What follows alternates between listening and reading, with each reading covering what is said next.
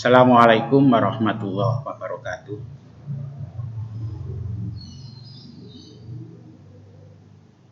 Madrasah hebat, madrasah bermartabat, madrasah lebih baik madrasah. Alhamdulillah wa syukurillah wa ni'matillah la haula wa la quwata illa billah. Selamat pagi anak-anakku yang hebat. Selamat pagi anak-anakku yang tangguh.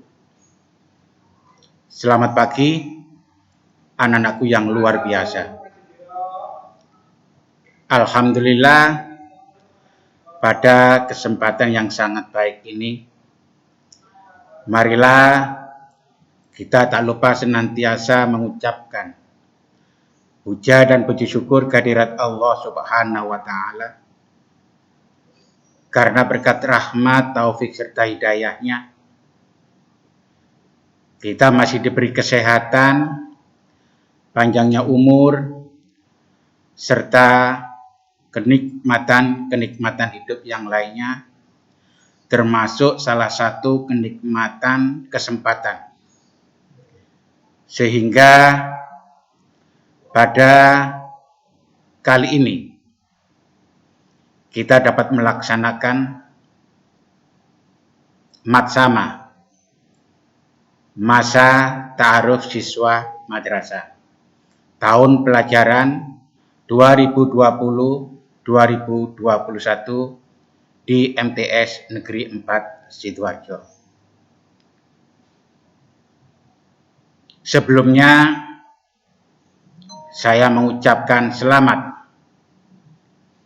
atas kesuksesan kalian, keberhasilan kalian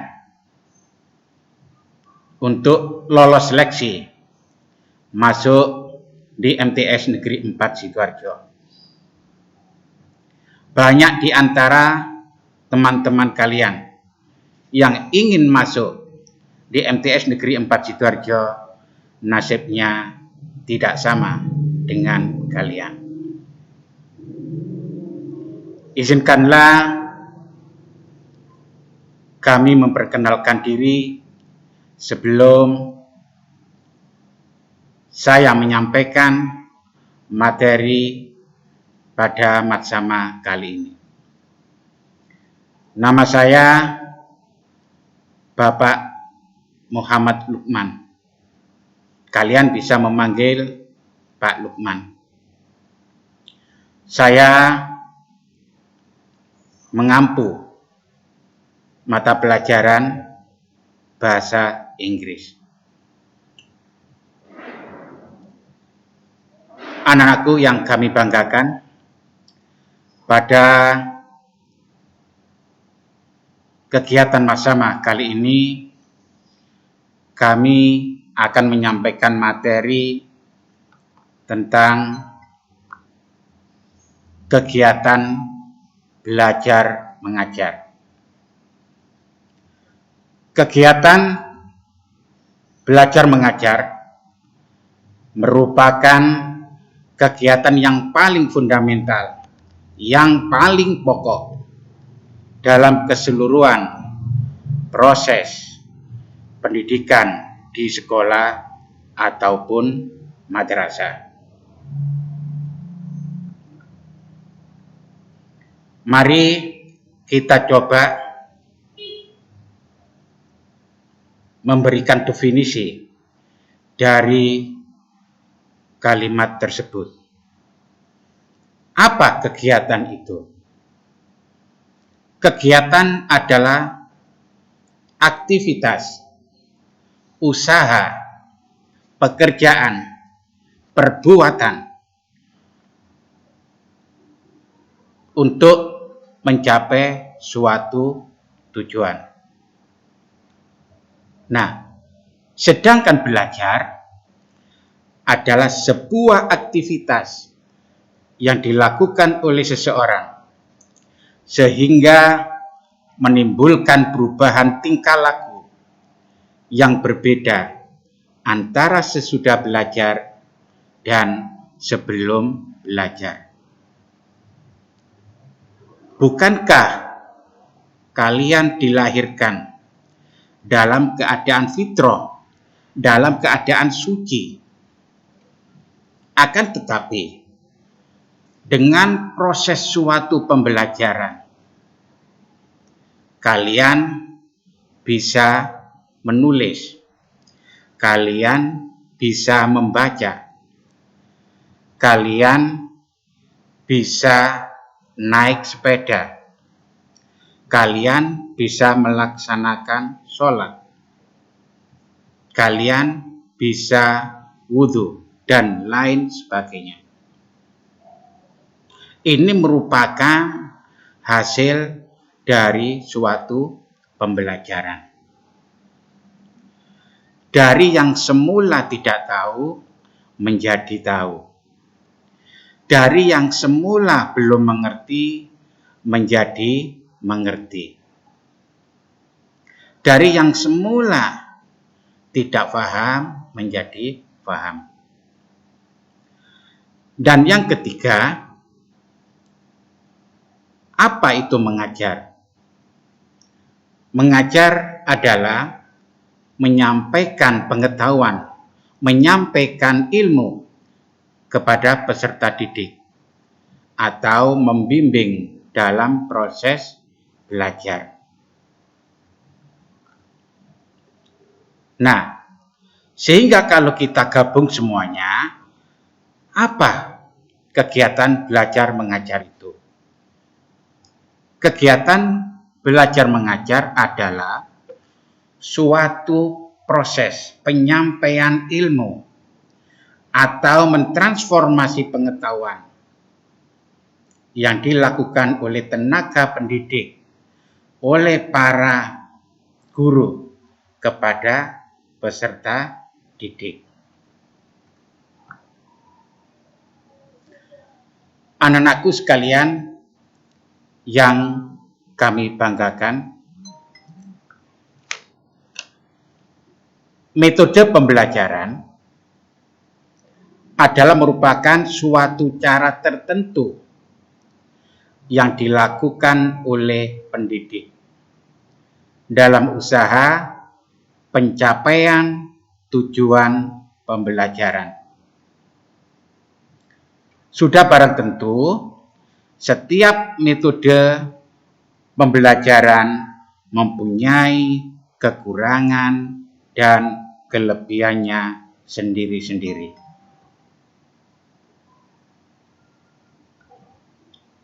Nah, ada berbagai jenis metode pembelajaran. Antara lain, metode ceramah, metode praktikum, small group discussion, role play atau simulation, case study atau presentation, cooperative learning, contextual learning, inquiry, dan lain sebagainya. Tentunya masih banyak lagi jenis metode pelajaran. Yang pertama, metode pembelajaran dengan cara ceramah.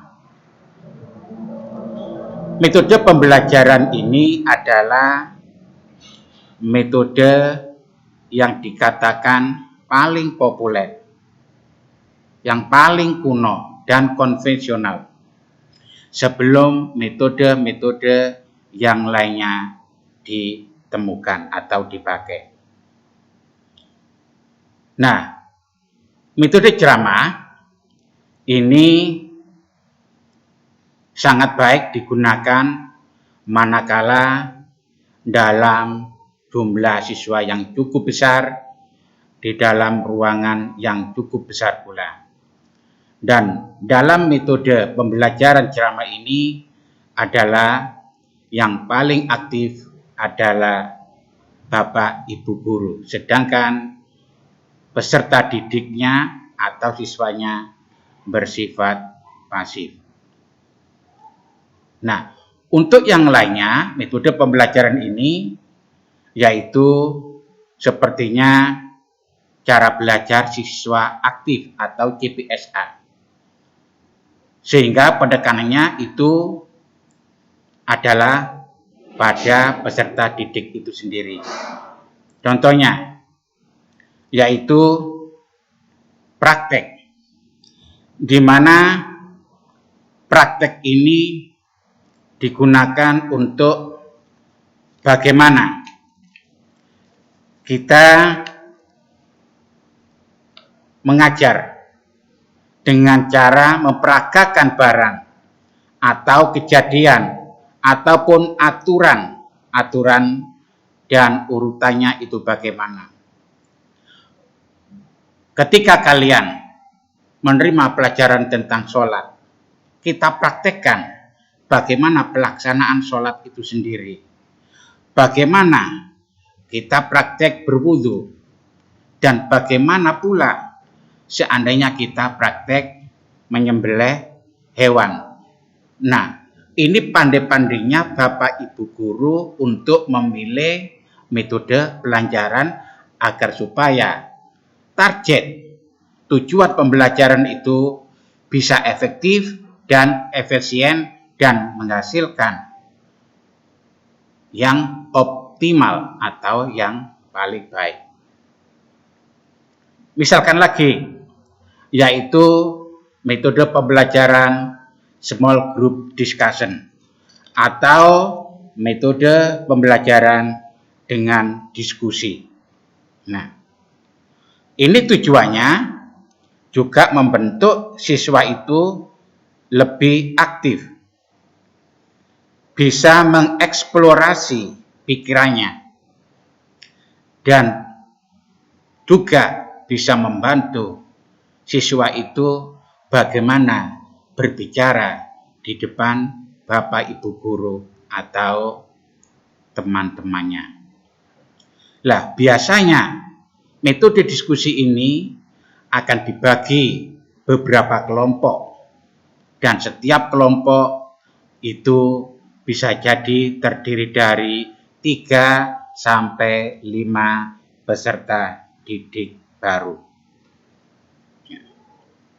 Itu nanti bisa kita gunakan untuk metode pembelajaran diskusi ini.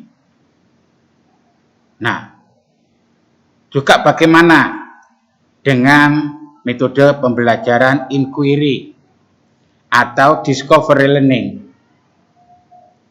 Ini disebut juga dengan model pembelajaran penemuan.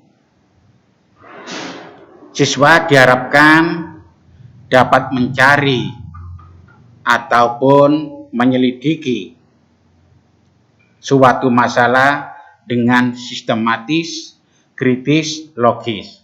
Dan tentunya ini cocok untuk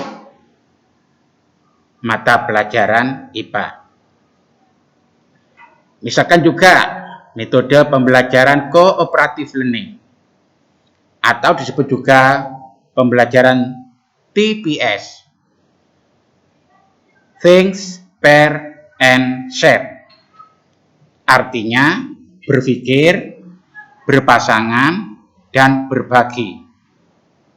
Nah, ini diawali oleh Bapak Ibu guru membagi beberapa kelompok. Setiap kelompok itu bisa jadi terdiri dari 3 sampai 5 siswa. Nah, di antara anak tersebut itu saling membantu, saling menceritakan, menerangkan kepada teman-temannya, terus bergilir. Nah, problem based learning, yaitu guru memberikan suatu masalah dengan harapan siswa dapat memecahkannya dengan kritis, berpikir, dan logis. Misalkan saya berikan contoh, ya. pada siang hari. Kita berdiri di tengah halaman sambil memegang kertas. Nah, kira-kira kertas itu dengan sengatan sinar matahari yang begitu panas, apakah bisa terbakar atau tidak? Percobaan yang kedua, kita pada siang hari berdiri di tengah-tengah lapangan, tangan kiri kita memegang kertas, tangan kanan kita memegang kaca pembesar, kita taruh di atas kertas tersebut. Nah, kira-kira kertas ini bisa terbakar atau tidak? Nah, ini termasuk adalah permasalahan. Dan ini bisa menggunakan metode problem based learning. Anak-anakku sekalian yang saya banggakan, nah, untuk kegiatan rutin pembelajaran di MTS Negeri 4 Sidoarjo, itu perlu Bapak sampaikan bahwasanya setiap hari, mulai hari Senin sampai hari Sabtu, pembelajaran dimulai pada jam 6.20 sampai jam 6.45, yakni dengan pembelajaran pembiasaan melaksanakan sholat duha berjamaah. Setelah sholat duha berjamaah, akan dilanjutkan dengan pembelajaran mulai jam pertama hingga diakhiri sampai jam 12.30 atau jam setengah 1 siang. Setelah pembelajaran selesai, maka kegiatan tersebut atau selanjutnya yakni sholat zuhur berjamaah. Dimulai jam setengah 1 sampai jam 1 kurang 5 menit. Tentunya anak-anakku sekalian, khususnya siswa putri, karena ada kegiatan pembiasaan sholat duha, sholat zuhur, maka kalian diharuskan untuk membawa mukena atau ruku setiap hari. Nah, setelah sholat zuhur selesai, maka ada kegiatan lagi pada jam 12.55 atau jam 1 kurang 5 menit hingga pukul 14.20 atau jam setengah 3 kurang, itu ada kegiatan BTQ, belajar tulis Quran. Untuk kegiatan BTQ itu sendiri, anak-anak dikelompokkan sesuai dengan penjilitan dari kegiatan tersebut. Jadi, kegiatan BTQ bisa jadi siswa kelas 7 itu bisa masuk di kelas 8 atau kelas 9. Atau sebaliknya, anak kelas 9 itu bisa bergabung dengan siswa kelas 8 atau kelas 7. Nah, itu kegiatan hari Senin sampai hari Kamis. Sedangkan hari Jumat itu kurang lebih pembelajaran selesainya jam 11.15 menit untuk melaksanakan persiapan sholat Jumat di madrasah. Ketika siswa putra melaksanakan sholat Jumat, untuk siswa putri itu ada pembelajaran, yakni tentang kewanitaan, khusus siswa putri. materi kewanitaan ini selesainya sampai pelaksanaan sholat Jumat itu selesai. Dan untuk hari Sabtu itu kegiatan pembelajaran ya berakhir sampai pukul 12.30 atau jam setengah 1. Dan dilanjutkan dengan sholat zuhur berjamaah.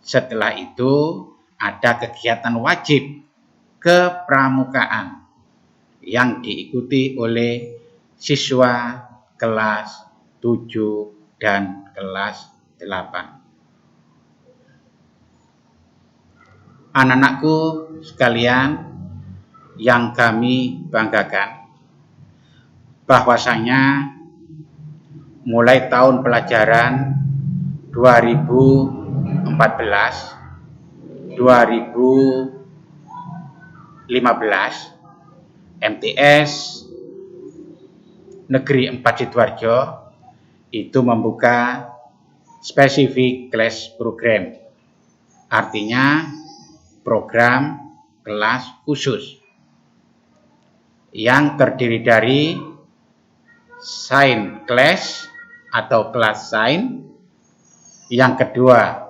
religious class atau kelas agama, yang ketiga IT class atau kelas IT, dan yang keempat sport class atau kelas olahraga.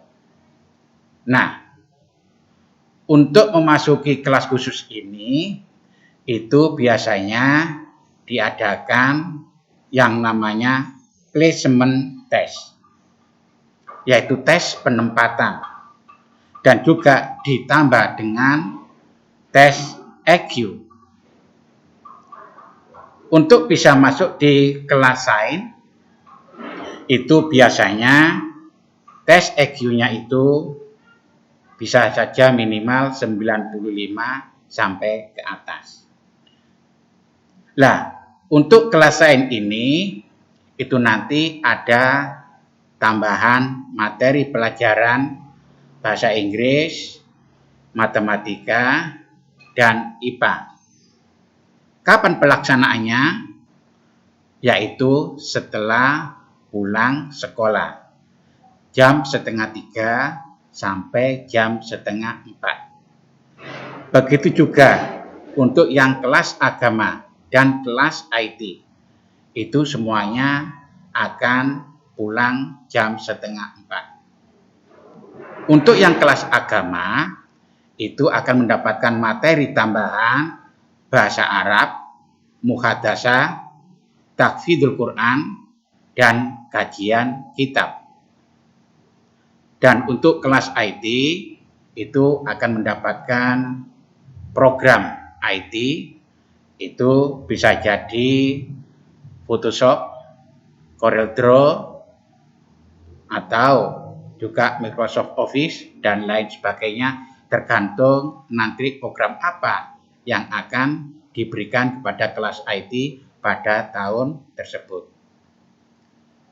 Untuk sport class atau kelas olahraga, ini biasanya diperuntukkan untuk anak-anak yang suka dengan olahraga, baik itu tenis meja, bulu tangkis, bola voli, futsal, dan lain sebagainya. Tujuan dari spesifik class program ini atau program kelas khusus ini adalah untuk mempersiapkan peserta didik tersebut untuk mengikuti lomba kegiatan, baik itu tingkat kecamatan, kabupaten, ataupun provinsi. Anak-anakku sekalian yang kami banggakan, terus yang terakhir ada tugas dari Bapak, yaitu yang pertama, mengapa kamu sekolah di MTS Negeri 4 Sidoarjo? Yang kedua, sebutkan mata pelajaran apa yang paling kamu suka, dan berilah alasannya.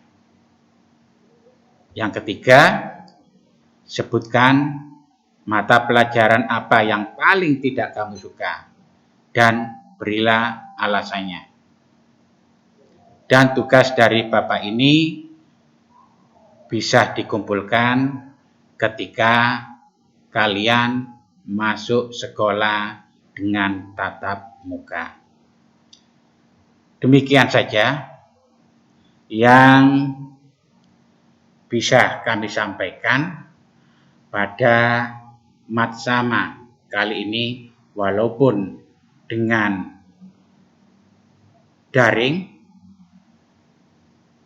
ini tidak menjadi masalah dan tidak mengurangi esensi dari kegiatan Matsama itu sendiri. Ingat sponsor, your success depend on yourself. Kesuksesan kalian tergantung pada kalian itu sendiri. Change to be better. Mari berubah untuk menjadi yang lebih baik. Kalau Anda lihat slide yang Bapak berikan, itu setiap slide ada gambar bunga. Filosofinya adalah bahwasanya itu bunga itu harum namanya, elok dipandang, harum baunya. Harapan kami bahwasanya mudah-mudahan kalian masuk di MTS Negeri 4 Sidoarjo ini bisa memberikan warna baru, memberikan prestasi yang ada pada madrasah kita. Selamat atas keberhasilan kalian untuk menjadi keluarga besar MTS Negeri 4 Sidoarjo. Kami akhiri, wallahu muwaffiq ila aqwamit thoriq, ihdinas siratal mustaqim. Wassalamualaikum warahmatullahi wabarakatuh.